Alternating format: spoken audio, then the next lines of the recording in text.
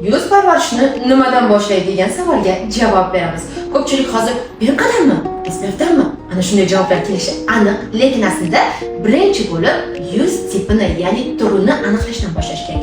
Yuz turlari 5 ta turga bo'linadi. Birinchisi yog'li, quruq, aralash, ta'sirchan va normal hujayra.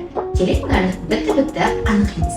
Ertaroq uxlaganingizdan so'ng yuzingizni yaxshisiga yuvgandan keyin yuzingizni kuzating. Agar sizning yuzingizning T zonalari yaltirasa va po'g'alari bilinsa va bu chetki qismlari qurigan, teri tashlashlar kuzatilsa, bunday yuzlar aralash yuz sohibasiga kiradi. Yoki bo'lmasa, agar sizning yuzingiz o'shanda suvga yuvgandan keyin hamma joylari yaltirab, o'g'ri, toshmalarga moyil bo'lsa va yuzingizda teshikchalar bilinsa, sizning yuzingiz yog'li teri sohibasiga kiradi. Agar sizga qolgan 3 ta tur qiziq bo'lsa, kommentariyada plus belgisini qoldirsangiz, men ikkinchi qismini chiqaraman.